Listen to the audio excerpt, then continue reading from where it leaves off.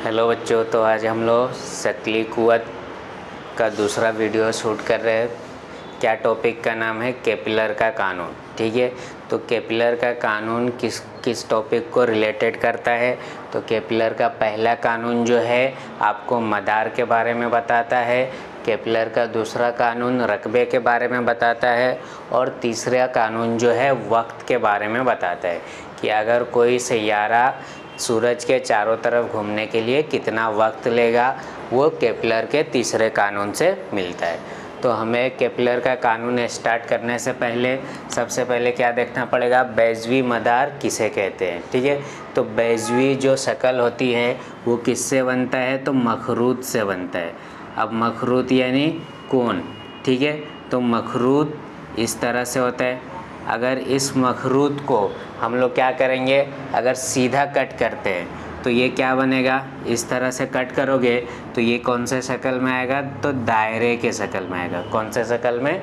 दायरे के शक्ल में। लेकिन हमें क्या पढ़ना है? बेजवी शक्ल। तो इस मखरूत को सीधा ना कट के थोड़े जाविये पे कट करना होगा। ठीक है, इस तरह से। तो ये जो कट वाला हिस्सा मिलेगा, ये जो तस्वीर बनेगी वो तस्वीर कैसा रहेगा? कुछ इस तरह से रहेगा। ठीक है, तो इसी मदार को या इसी शक्ल को हम लोग क्या कहते हैं? बेजवी शक्ल। अब बेजवी शक्ल की खुसूसियत क्या होती है? तो बेजवी शक्ल की खुसूसियत ये होती है कि उसका 2 मरकज़ होता है। कितना मरकज़ होता है? 2 मरकज़। ठीक है, जिसको हम लोग क्या कहते हैं? नुक्ते मास्का कहते हैं। उर्दू में क्या कहते हैं? नुक्ते मास्का। इंग्लिश होता है फोकल पॉइंट। तो ये जो फोकल पॉइंट है बेजवी मदार में कितना होगा? 2 होगा। ठीक है, तो यहीं कहीं एक पे तुम्हारा क्या रहेगा? सूरज रहेगा और ये जो रास्ता बन रहा है इस रास्ते पे ही सैयारा जो है गर्दिश करते हैं। इसी को हम लोग क्या कहते हैं? केपलर का पहला कानून। तो केपलर का पहला कानून क्या कहता है? तो आइए देखते हैं हम लोग। तो केपलर का पहला कानून कहता है कि अगर कोई सैयारा सूरज के इतराफ गर्दिश करता है तो उसका गर्दिश करने का जो रास्ता होगा वो रास्ता क्या होगा? बेजवी शक्ल होगा। तो यहाँ पे देखो, अगर मान लो ये मेरा एक बेजवी शक्ल का रास्ता है। ठीक है, यहाँ पे मेरा क्या है? सूरज है। अब जो सैयारा है वो यहाँ पे घूम रहा है। ठीक है, तो ये जो सैयारा घूमेगा तो इसका जो रास्ता बनेगा, ये रास्ता कौन सा बनेगा? बेजवी मदार। और जो सूरज होगा किसी एक नुक्ते मास्का पे होगा। फ़िलहाल इस तस्वीर में कहाँ पे है सूरज? इस नुक्ते मास्का पे। तो सूरज जो है इस नुक्ते मास्का पे रहेगा और सैयारा जो है इस मदार पे गर्दिश करेगा। जो कौन सा मदार बनाएगा? बेजवी मदार। ठीक है, अब आते हैं हम लोग केपलर के दूसरे कानून पे। तो केपलर का दूसरा कानून क्या कहता है?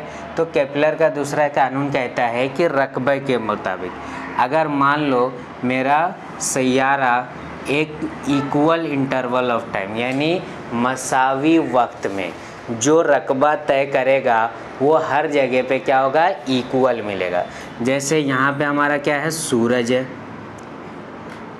ठीक है, और हमारा जो सैयारा है यहाँ पे है। ठीक है, मान लो यहाँ से खत्ते मुस्तकीम यानी सीधा लाइन सूरज से और सैयारे से जोड़ने वाला जो रास्ता बनेगा वो इक्वल इंटरवल में यानी मसावी वक्त में, मान लो 2 सेकेंड बाद ये कुछ यहाँ पे पहुँचता है। ठीक है, तो ये जो रकबा बन रहा है ये हमेशा इक्वल मिलेगा। अगर मान लो मेरा सैयारा यहाँ पे है और 2 सेकेंड बाद यहाँ पे पहुँचता है तो ये जो रकबा बनेगा ये दोनों रकबा क्या रहेंगे? मसावी रहेगा। ठीक है, तो इक्वल टाइम पे मसावी वक्त पे जो रकबा तय करेगा वो कैसा रहेगा? मसावी रहेगा। इस चीज़ को याद रखना है। जो क्या कहता है? केपलर का दूसरा कानून। ठीक है, कि यकसा वक्फे वक्त में जो इलाका तय करेगा वो इलाका क्या होगा? इक्वल होगा। जैसे यहाँ पे पोजीशन दे दो, ए है और ये पोजीशन क्या है? बी है। तो ए से बी जाने के लिए टाइम सेम है। ये पोजीशन दे दी हमने सी और ये पोजीशन है डी। सी से डी जाने के लिए भी मान लो 2 सेकेंड लगता है।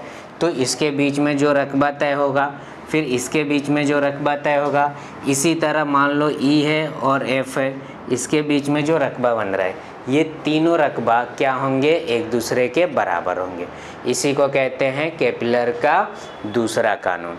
और केपलर का तीसरा कानून क्या कहता है, तो केपलर का तीसरा कानून वक्त के रिलेटेड कहते हैं। क्या कहता है, वक्त। अब देखो, कोई भी सैयारा सूरज के चारों तरफ जब घूमता है तो उसको 365 दिन लगता है।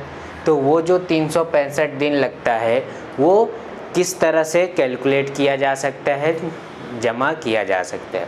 अब देखो, तीसरा कानून के मुताबिक अगर मान लो मेरे सैयारे को वक्त कितना लगता है, टी लगता है, ठीक है, तो इसका जो मुरब्बा होगा वो डायरेक्टली प्रोपोर्शन यानी रास्त तनासुब में होगा उसके किसके, निस्फ कुत्र के बराबर, ठीक है। तो टाइम का मुरब्बा जो निस्फ कुत्र होगा उसके मकब के साथ रास्त तनासुब में होगा। अब यहाँ पे निस्फ कुत्र देखोगे तो ये फिक्स नहीं है, हर जगह पे क्या है, अलग है। तो ऐसे के लिए क्या किया जाता है, औसत फासला निकाला जाता है। क्या निकाला जाता है, औसत फासला। तो इसका जो औसत फासला मिलेगा सबका, उसके मकब के साथ क्या होगा, रास्त तनासुब में होगा। तो सैयारे को दरकरार वक्त का मुरब्बा उसके औसत फासले के मकब के रास्त तनासुब में होता है। तो अब देखोगे यहाँ पे, तो ये इसका तीसरा कानून है कि सैयारे का दरकरार वक्त का मुरब्बा उसके मकब रास्त तनासुब में होता है। वक्त जो होगा क्या होगा, जो औसत फासला होगा उसके मकब के रास्त तनासुब में होगा। अब देखो, रास्त तनासुब नहीं चलता है मैथ्स में, तो इसके जगह पे क्या आएगा, एक इक्वल आएगा। तो टी इक्वल और यहाँ पे कांस्टेंट आता है आर। तो ये क्या है, केपलर का तीसरा कानून। आई बात समझ में? तो एकदम आसान है तीनों कानून। पहले कानून में क्या याद रखना है आपको कि जो रास्ता बनेगा वो कैसा बनेगा, बैजवी रास्ता रहेगा और सूरज क्या होगा, किसी एक नुक्ते मास्का पे रहेगा, ठीक है। दूसरा कानून क्या कहता है कि जो खत मुस्तकीम यानी एक सीधा लाइन जोड़ा गया सैयारे और सूरज के बीच में, तो यकसा वक्फे वक्त में यकसा इलाका तय करता है। ये कौन कहता है, केपलर का दूसरा कानून।